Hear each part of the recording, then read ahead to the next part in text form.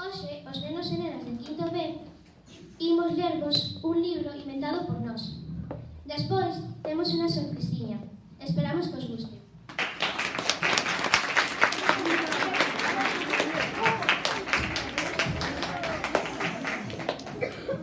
Había unha vez unha moza chamada Aria, con pelo negro e de ollos azuis. Un día foi a unha feira de libros e ali mercou un libro de historia egipcia. Ao chegar á súa casa, botoulle unha ollada ao libro e veu as 7 plagas de Egipto. Primeira, as augas converterse en sangre. Segunda, as rás. Terceira, os piollos. Cuarta, as moscas. Quinta, a terrible peste sobre o gando. Sexta, as úlceras. Séptima, a sarabia e o lume.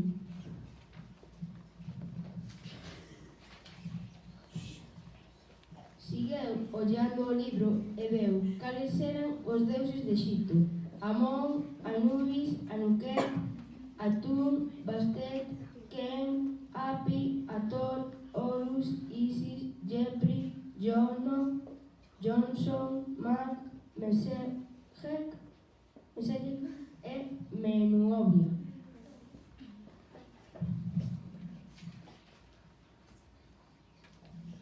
Xa cansada foi dormir e soñou algo extraño, donde Anubis, o deus da morte, ia a por ela. Xusto cando a capturaba, despertou e deuse conta de que estaba no antigo Egipto.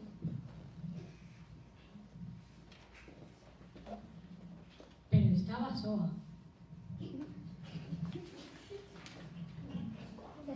Ao lonxe, veu un campamento e decidiu achegarse. No campamento había bastante xente. Entón, foi falar coa persoa que estaba falando a unha multitude. «Perdoe, podería dicirme onde estamos?» dixo Aria.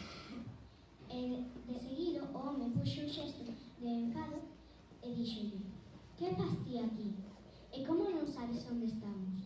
Estamos en Exipto, no medio dunha guerra». Agarrouna polo brazo e levouna á tenda onde estaban os mandos. Alí deronlle unha armadura e un colgante que servía para comunicarse cos deuses do antigo Egipto. Despois foi correndo a por un machado e, según o colleu, foi correndo ao campamento e comentoulles o que lle pasaba. E ninguén a tía. Todos se rían dela.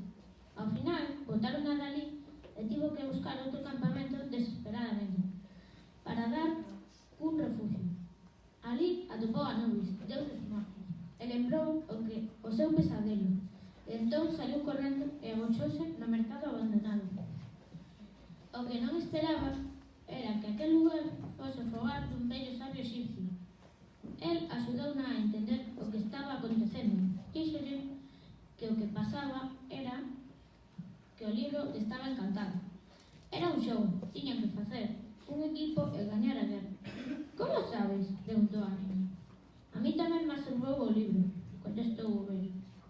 Aria quedouse a descansar e ao día seguinte comenzaron a reunir un equipo para lutar. Foron a outro campamento e atoparon moita xente a que lle pasara o mesmo. Cando coñeceu a todas as persoas, deulles armas con armaduras de prata e espadas de ouro. Subiron nun Ferrari e por unha carretera de pedra chegaron ao deserto inmenso, en busca do campamento que estaba ao outro lado da guerra.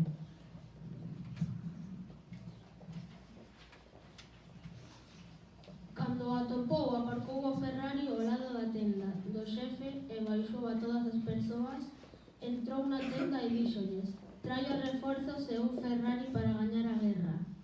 O xefe mirouna con cara de alegría e dixo: «Alá vamos». Cando saiu da tenda, comezou a dar de bicos as rodas do Ferrari e mentras dicíalle a Aria: «Salvácheme de morrer na guerra sen ver a miña familia». Ela deulle un abrazo e díxolle: «Grazas a coñecerte, vou saír deste estúpido libro encantado».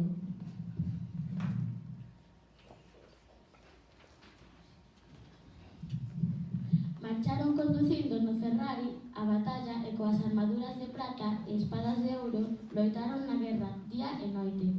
Mentres os pais de Mentres os pais estaban preocupados por Aria, un día viron o libro enriba da mesa e comenzaron a ler como estaba encantado, coláronse dentro do libro e apareceron na xunta e preguntáronse como era posible.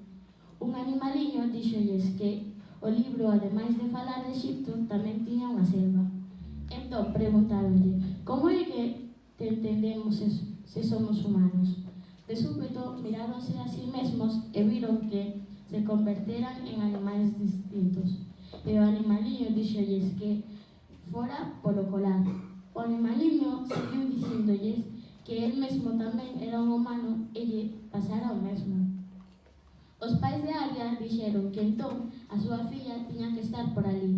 O animaliño díxolles que sí, que outro día ia camiñando pola selva e a vira. Tempo máis tarde atopárona e contaron todo o que acontecera.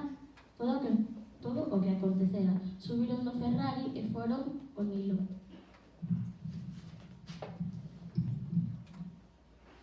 Alí a tribu coñeceu os pais de Aria. Esta díxolles que tiña que axudar para gañar a guerra.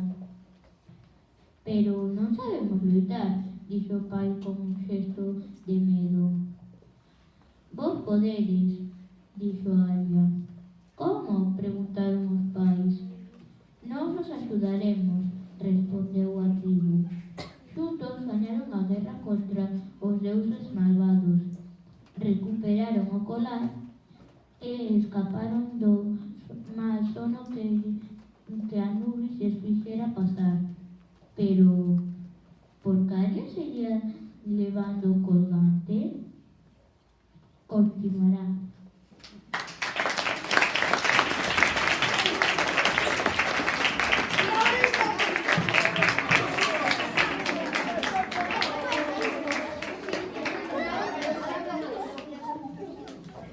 Agora os preguntaréis, por que hemos feito un libro?